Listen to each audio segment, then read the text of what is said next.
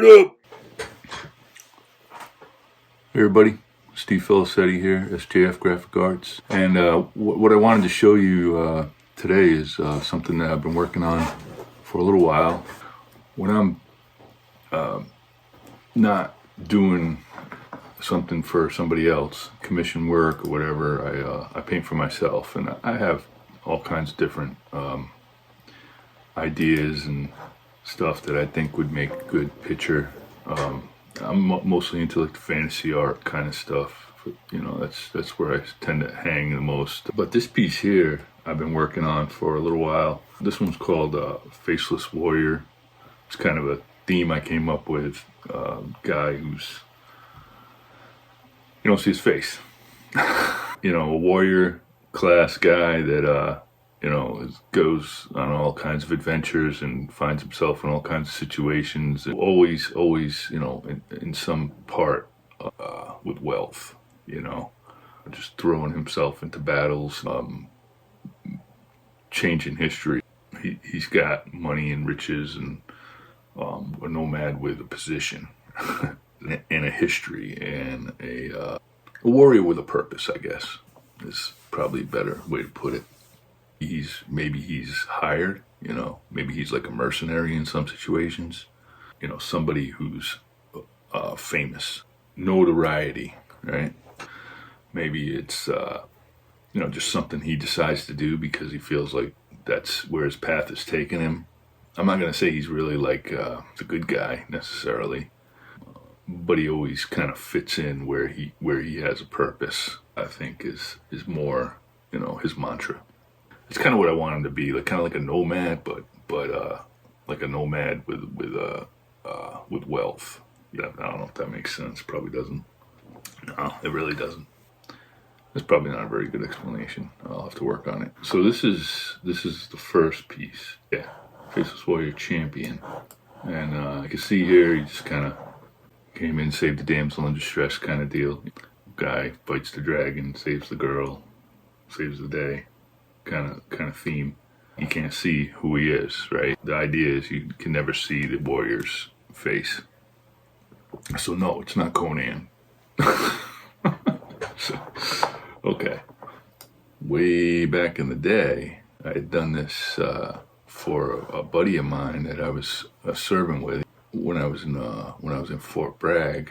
Guy asked me to do a picture of a dragon and a warrior and a girl, and this is what I came up with. I always thought it was pretty cool, pretty powerful.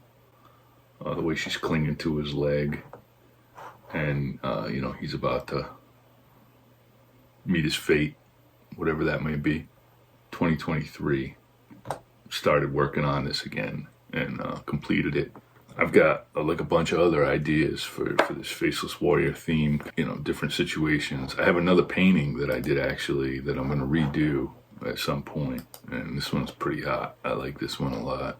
This is the last one I'm going to show you guys because I don't want to show you all my stuff. So this one here I did 95. I'm a pretty old dude.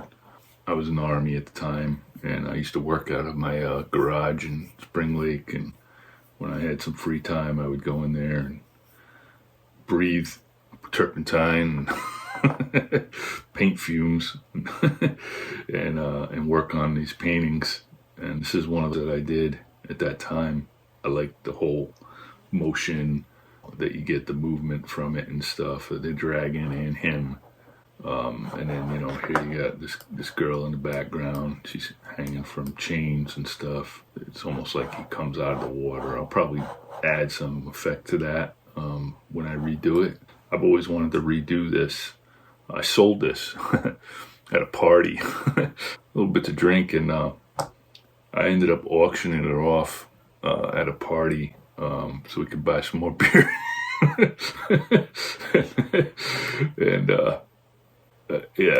And so that's where that one went. So I'm gonna get it back. I'm just gonna make it again. It'll be better this time. Those are some of the Faceless Warrior pictures that I've done, and to give you guys kind of the idea, the theme, and what the whole Faceless Warrior thing is all about.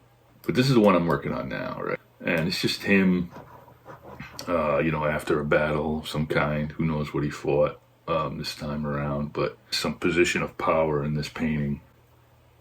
And I just thought this was a kind of cool idea. I don't know if anybody's ever done anything like this before. I don't remember ever seeing anything like it, but you don't think about after. You see all these warriors, in these paintings, and they're fighting and stuff, and they're bloodying up the enemy and everything, and but what happens after, right? So that was kind of the idea here. Now, after, you probably got to go get sewed up, and you got to get some tender love and care and stuff, right?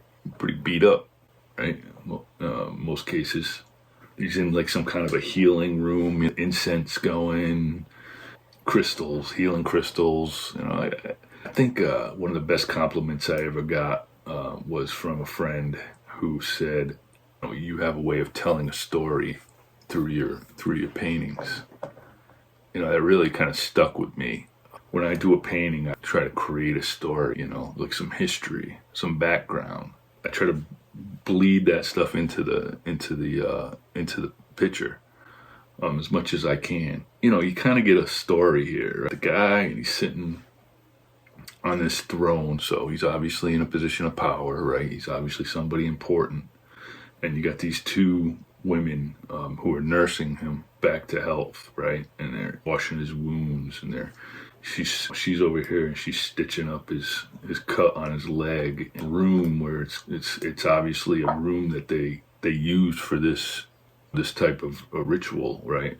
This healing process. You have like this triangle of design lit by torches, and you have the healing crystals above, and incense hanging down, and it's dropping smoke, things to numb pain and stuff like that, relieve him of some of his pain and help with his healing process. So he's got all her ointments and oils and everything like that, and she's more like the surgical kind of position, where she does like stitching and healing salves and stuff like that, and bandages wounds and prevents infection. And so they're like his little medical team in this particular area of this world that Faceless Warrior exists in. He won't be here long. He's got to move on. He's got other stuff to do. For this time, they're helping him get back to health so that he can continue on with his mission. He's a protector of sorts, so that they need to keep him alive so they can stay alive. There's a story, it's my point. There's a story that falls into the one where he's fighting the dragon, and there's a story to the one where he's rescuing the girl from the lagoon or whatever, right? And all of these are going to lead up to this like trilogy. That's Faceless Warrior, and I just wanted to share that with you guys. You follow Faceless Warrior. I hope you buy Faceless Warrior print, and there'll be more to follow, because when I get the time, I enjoy digging into a little bit, and there's a whole bunch of different things that kind of fall into this same realm of repetitive work, but I think this one is probably the one with the most history and the most content that's already built in my head that someday hopefully will be on a canvas. That's it for this one.